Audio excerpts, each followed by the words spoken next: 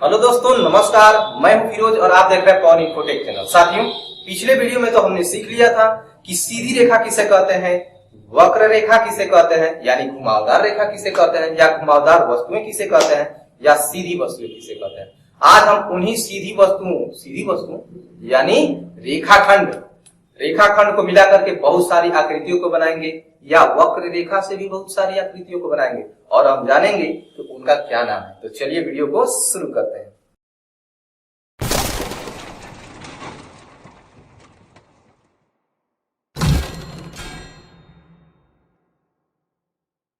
हमने सीखा था पिछले वीडियो में वक्र रेखा। कौन सी रेखा?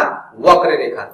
और इसको बनाया भी था, एक डिस्क भी बनाया था खींच करके, उसको हमने बताया था कि किस रेखा से बनी हुई है, वक्र रेखा।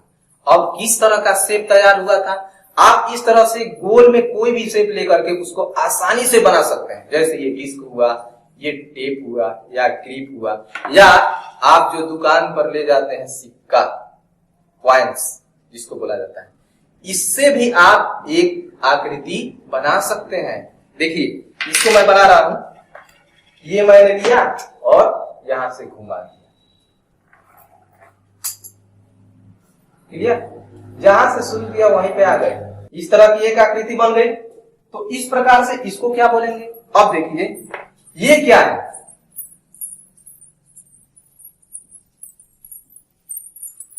ये क्या है? तो आप बोलेंगे रेखाखंड है। क्यों रेखाखंड है? क्योंकि इसके अंत जो सिरा है वहां पे हमने तीर का निशान नहीं बनाया है, तो ये रेखाखंड है। अब इन्हीं रेखाखंडों को हम एक पास करके देखिए, ये मैंने एक रेखाखंड यहां पे रखा, दूसरा रेखाखंड यहां पे रखा, तीसरा रेखाखंड यहां पे रखा और चौथा रेखाखंड यहां पे रखा। ये तो अलग प्रकार की आकृति बन। अब इसी तरह से और भी रेखाखंडों को मिला करके, एक देखिए रेखाखंड यहां पे रखा, दूसरा रेखाखंड यहां पे रखा, तीसरा रेखाखंड यहां पे रखा और चौथा रेखाखंड यहां पे रखा। इसको क्या बोलेंगे? अब ये तो चार रेखाखंडों को हमने मिलाया है। अब तीन रेखाखंडों को भी तो मिला करके बना सकते हैं। एक रेखाखंड हमने यहां पे रखा, दूसरा यहां पे रखा और तीसरा यहां पे रखा। इसको क्या बोलेंगे? इसको हम क्या बोलेंगे?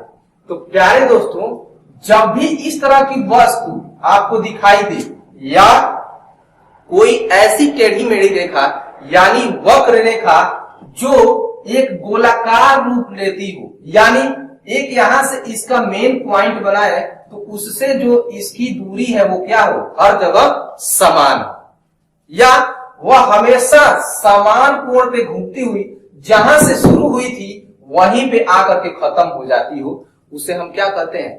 वृत्त कहते हैं। क्या कहते हैं? वृत्त कहते हैं। क्लियर? उसे हम कहते हैं वृत्त। इस प्रकार से, यानी इस तरह की आकृति जब भी आप देखेंगे और आपसे पूछा जाए ये कौन सी आकृति है, तो हम बोलेंगे कि वृत्त है। अब समझ में आया? अगला देखिए, 1 2 3 4, इसमें कितने रेखाखंडों को मिलाया गया है? 4 रेखाखंडों को। अब इसमें ये रेखाखंड और ये रेखाखंड दोनों क्या है? आपस में बराबर है। और ये रेखाखंड और ये रेखाखंड ये दोनों आपस में बराबर है। यानी 4 रेखाखंड आप ऐसे लीजिए जिसमें 2 रेखाखंड आपस में बराबर हो और 2 रेखाखंड और ले रहे हैं वो दोनों आपस में बराबर हो, और आमने सामने बराबर बराबर वाले रेखाखंड को रखिए, उससे जो 2 आकृति तैयार होगी उसको हम बोलते हैं आयत। क्या बोलते हैं? आयत। इसको हम क्या बोलेंगे? आयत। इंग्लिश में आप इसको बोल सकते हैं रेक्टेंगल। क्या बोल सकते हैं? रेक्टेंगल।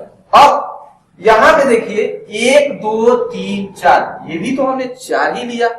आप क्वेश्चन भी कर सकते हैं कि सर ये तो हमने 2 अलग अलग रेखाखंडों के माप की लंबाई को लिया है, अब एक ही माप के रेखाखंड हमने 4 लिया है, उससे भी तो इस प्रकार की आकृति बना सकते हैं। उसको क्या बोलेंगे?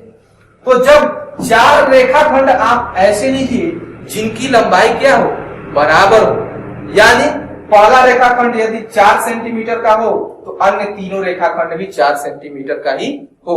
पहला यदि 5 सेंटीमीटर का लेते हैं तो अन्य तीनों क्या हो? 5 सेंटीमीटर हो। अपने हाथ से माप करके भी रेखाखंड ले सकते हैं। अब मान लीजिए पहला रेखाखंड एक हाथ का है तो अन्य तीनों रेखाखंड की माप क्या होनी चाहिए, एक हाथ ही होनी चाहिए।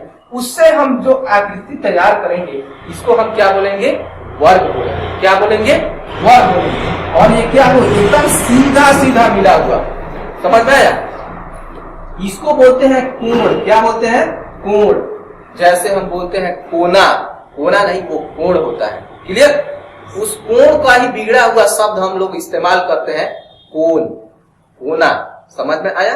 अब ये जो कोण यहाँ पे तैयार हो रहा है ये चारों क्या हो, बराबर हो। अब चारों बराबर कब होगा, जब हम इसको एकदम स्ट्रेट में जहां से घुमा रहे हैं वहां से रखेंगे।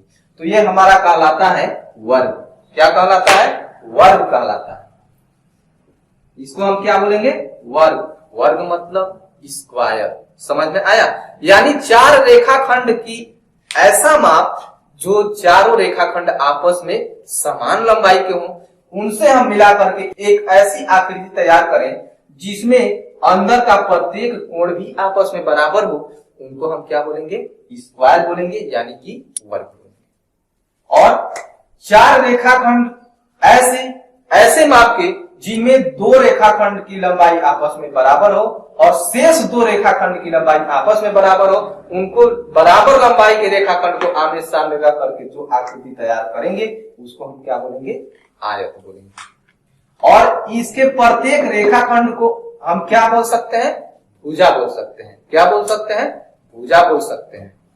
अब इसमें देखिए 1 2 3 तीन रेखाखंडों का प्रयोग हुआ है ना। अब ये कौन सा रेखाखंड है, एकदम सीधी यानी सीधा रेखाखंड है। समझ में आया। अब तीन रेखाखंडों का प्रयोग करके जो आकृति बनती है उसको हम क्या बोलते हैं, उसको हम बोलेंगे त्रिभुज। त्रि का मतलब होता है तीन, भुज का मतलब होता है भुजा। यानी तीन भुजाओं से घिरी हुई क्या है, ये आकृति है। तो इसको हम क्या बोल सकते हैं, त्रिभुज बोल सकते हैं। त्रिभुज, इसको आप बोल सकते हैं ट्रायंगल। क्या बोल सकते हैं, ट्रायंगल। अब आज की इस वीडियो में हमने सीखा अलग अलग रेखाखंडों को मिला करके या रेखाओं को मिला करके अलग अलग प्रकार की आकृति को बनाना। जैसे इस यानी टेढ़ी मेढ़ी रेखा को इस्तेमाल करके एक हमने इस प्रकार की आकृति बनाई जिसके केंद्र से प्रत्येक जो अंत बिंदु है उसका दूरी क्या है, समान है, उसको हम वृत्त बोलेंगे।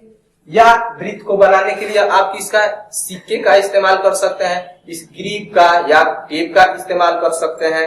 आपके घर यदि डीवीडी या सीडी डिस्क हो उसका इस्तेमाल कर सकते हैं। आसानी से इन सारी चीजों का इस्तेमाल करके आप वृत्त बना सकते हैं। आपके घर यदि बॉक्स है 4 कोने वाला, उससे आप आयत बना सकते हैं। समझ में आया। या सामान आपके घर यदि क्यूब हो जिससे हम क्या करते हैं, खेलते हैं, उसको आप माप करके देखेंगे तो उसके चारों भुजाओं की माप क्या मिलेगी, आपको बराबर मिलेगी। तो उससे आप वर्ग बना सकते हैं यानी कि स्क्वायर बना सकते हैं। और तीन रेखाखंड को मिला करके जो आकृति आप बनाएंगे उसको आप त्रिभुज बोलेंगे। यानी आज के इस वीडियो में आपने सीख लिया कि हम वृत्त किसे कहते हैं, आयत किसे कहते हैं, वर्ग किसे कहते हैं और त्रिभुज किसे कहते हैं। तो मिलते हैं अगले वीडियो में, तब तक के लिए नमस्कार, जय हिंद, जय भारत।